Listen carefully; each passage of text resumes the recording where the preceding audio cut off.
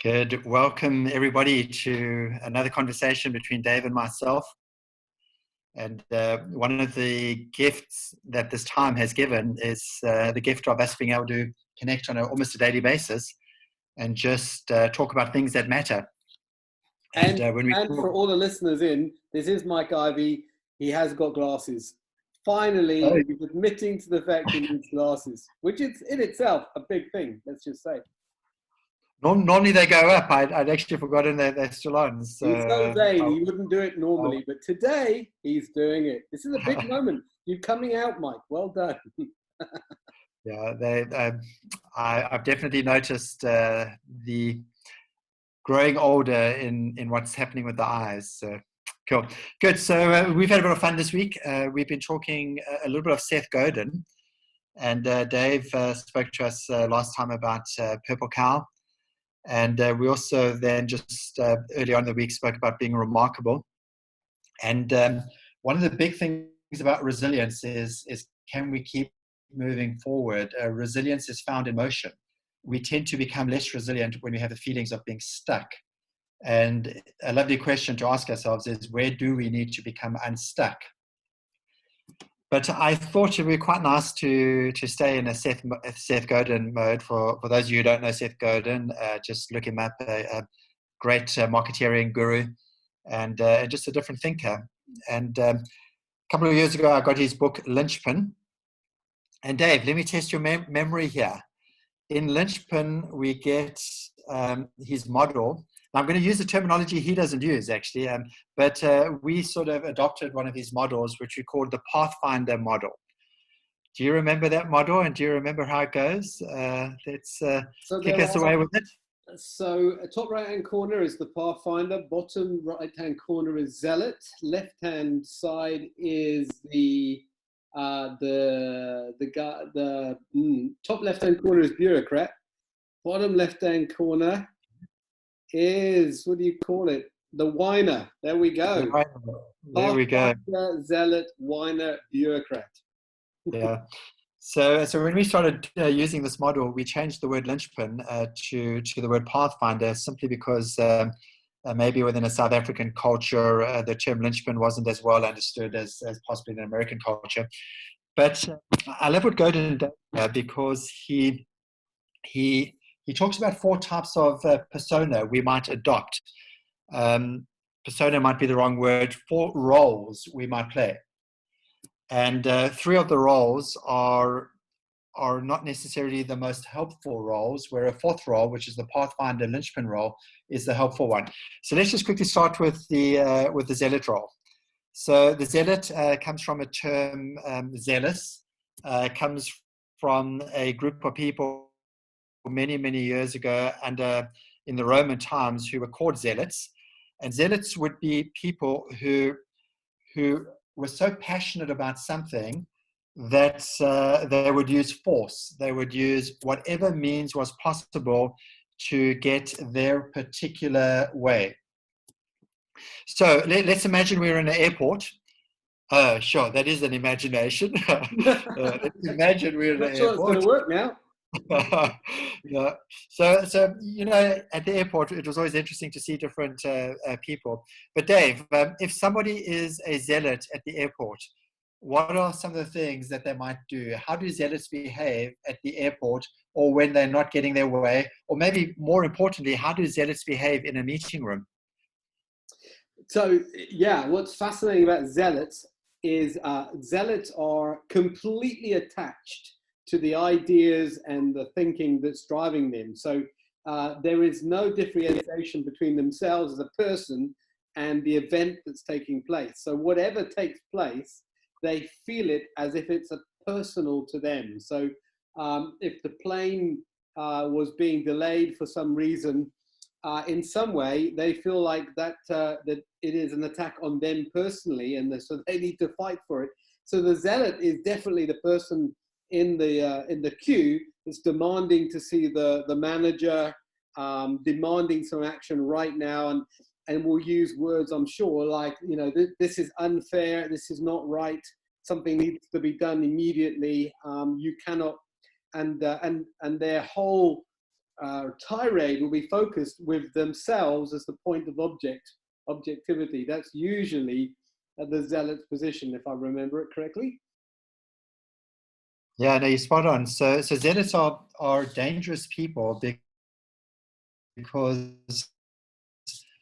as you mentioned, they're attached to an idea, but they've got passion around the idea. Yes. So, like you said, you're doing this to me, but I'm going to do something with it. So they've got passion. So if you can imagine a y-axis and an x-axis, and like Dave said, these are the guys who, on the far side of the x-axis, they've got passion, but they're also attached. So if we were in a meeting room, a zealot is a person who has got passion for their idea and their idea alone. Yes. Yeah. Yeah. They can't hear anything else around them. They're very, very focused and tunnel visioned about that thing. Definitely.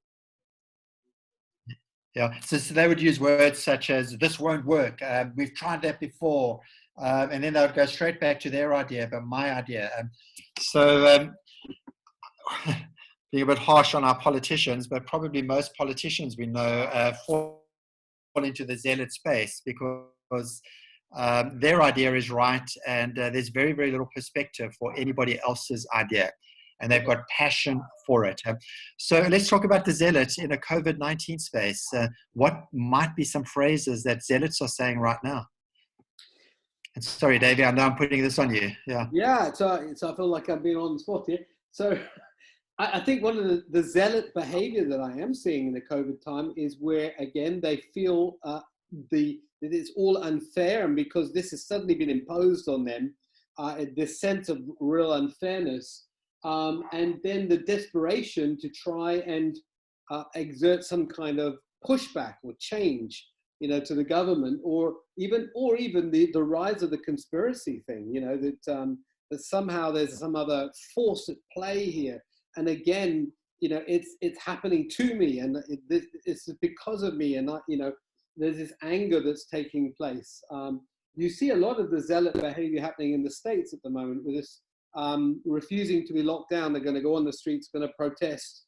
They're going to make their voices known, despite any concerns of health or how it might affect others. The zealots are out there waving the flag with their guns around their necks. A great picture of a COVID-19 zealot, I think. Yeah, and that's what makes zealots so dangerous, because and likable on the one hand, because they do have passion. So they're not just sitting around, but this passion tied with tunnel vision can make them hugely dangerous. And one of the characteristics of the zealot is they're always looking for somebody to blame. Absolutely. And if you think of the conspiracy theories, yeah. Yeah. Cool. Good. So I don't know how many of you are zealots out there. Certainly we might go into the zealot space from time to time, but we don't want to stay there because it's not going to be helpful to how we navigate the situation. We then get, we're going to have to go through this quite quickly, but the whiner, Dave, what do whiners do at the airport? Or what do whiners do in COVID? What do whiners do in the boardroom? Well, they whine. They whine a lot. Yeah.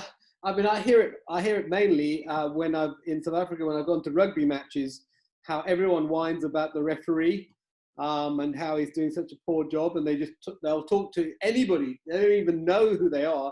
They'll just whine to anybody about how. Obviously, that's British over here. We don't do that, but the South Africans I've noticed do a lot of the whining in the stands, etc. Just pointing it out there. Definitely. Yeah. It's interesting how the whiner, and I know you're going to say this, feels equally attached to the problem, but doesn't feel any. They don't rush onto the pitch to have a word with the referee, and they're not going to write a letter later on. They're just content with just vocalizing their moan, as it were, to anyone that would hear them, I would guess. Yeah. So the zealot will bring in the meeting, will demonstrate passion, and they've got their idea, and they're going to steamroll anybody that opposes them. The whiner will be the person who says nothing in the meeting, but when they go out the meeting at the coffee station, they just, like you said, begin to complain to everybody. This will never work. I can't believe we're doing it. And then they go and try and get a gathering of people around them. But the bottom line is they're attached and they're going to do nothing about it. They're just going to complain about it. Yes. The zealot at least is doing something, even though he is or she is damaging people in the process. The whiner moves into this terrible place of poor me, poor me. And I think in COVID, we could easily fall into the whiner's place because we're just feeling sorry for ourselves. Yeah, exactly. Even though the whole world is in the same situation right now, the whiner will only see themselves at the center of this thing. In psychology, it's called a victim spirit, or a victim mentality or syndrome, where actually these people, most of their lives, if there is going to be an earthquake, or if they're at the airport and the plane's going to be delayed, well, it just happens to be because they happen to have been on the passenger list. If they hadn't been on the passenger list, the plane would have been fine. They feel like their life is somehow a curse, from the gods. And of course, the problem with whiners is they never take responsibility.